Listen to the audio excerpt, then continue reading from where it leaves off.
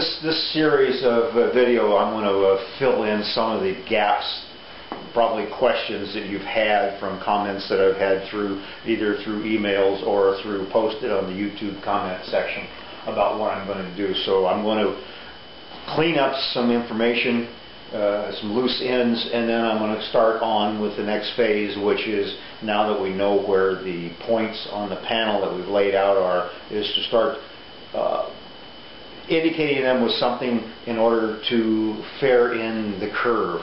But before we get to that, let me get on with a bunch of other little things. I'm going to be talking about using shorter planes, and I'll have a little segment on that, and then some added follow-up on how I'm offsetting the marks and stuff. So let me get these in, and I'll have to cut and paste everything together later. So, some people asked me on the comment section on one of the early videos that I did when I was doing the scarf whether or not they could use a shorter plane as opposed to the big one that I use. You probably could. The problem is going to be that the angle is so slight that you won't be able to use any kind of guide block in behind, whereas with that big plane, I could set up a block quite a ways away from my work area and be able to sail through the joint and get it cut down, and then have a guide, that fixed guide back here that sets the tail height of the scarf coming up onto the flat surface. Not to say that you probably can't do it. It's probably doable. You'll just have to be really, really careful to maintain the angle, not only in one spot but all the way across the sheet, that you don't get rises and falls, because it's so hard to keep the smaller plane on edge or on the right angle. Maybe if you had some real thin shims, maybe some 1/8" plywood or a piece of plastic that's the right size, that you could move across the surface of the plywood and to maintain that angle. But this plane is so short, you really don't say that's about 3 inches. You got about that much stroke in there. It may work. I won't say that you can't do it, but just be really, really careful. Okay, I mentioned earlier that the corner of the top back panel, or the end of the top panel, was from this point we set here up to the end. And you'll also notice that there's a slight overhang from when I put the panels together. We don't worry about that, because this part will get cut off when this part cuts off, and any excess along here would become scrap anyway. I've already shown you a little bit of using this. Now this is station 12. This is the last one before we get to the end. And on this set of plans, and almost every plans I'll be doing now on, and also with the last OMV pod, I did the same thing. All my boats, the bows start out, the very tip of the bow panel start out on this leading edge, because what I found is that when the panels are set up this way, that when they are staggered back, when they get wired in, which I'll show you later, the scarf joints are staggered from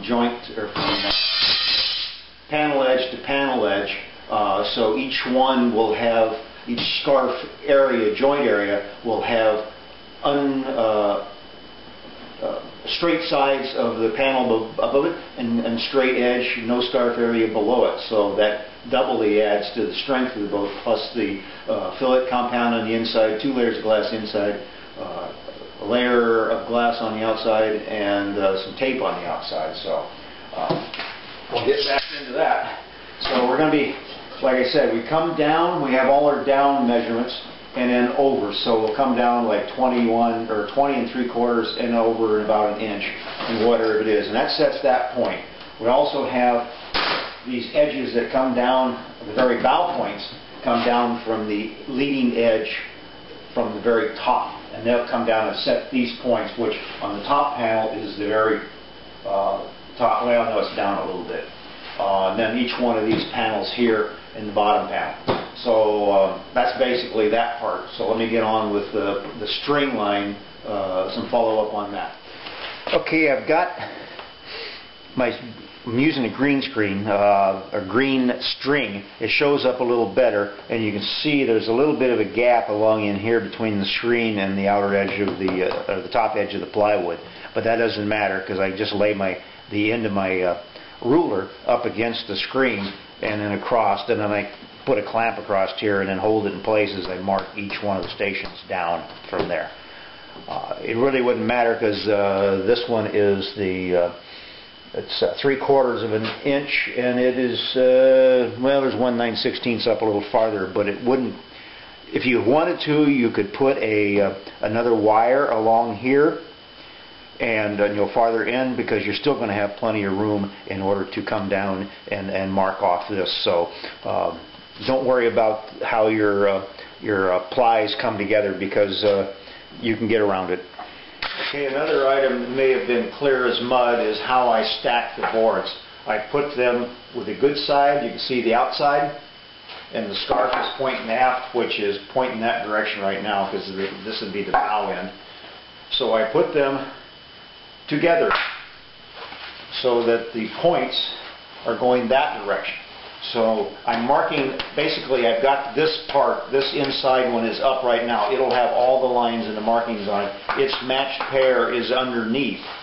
So when I get done, I will flip them around so that this one is on the inside, these pieces will be on the outside, my outsides will be outside, and both sides will be pointing aft.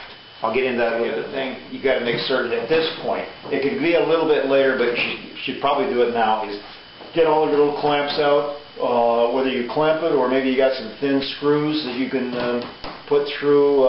They just tear things up, but I put a bunch of clamps around because now you want these panels to be lined up, and they're going to stay that way, clamped together, and until you pull each mark and cut each panel pair out. Then they can be separated into their sides. But until we get done with the marking and the cutting, these panels do not move. They're clamped together the whole time.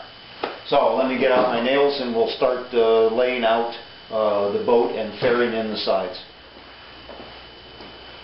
Okay, we've laid out we've put our grid lines in, we've come back and we've measured off these points, these offsets that show up on the prints as so many inches off from the top edge. Whether you have to string it or whatever, it's all based on a straight line from the top edge.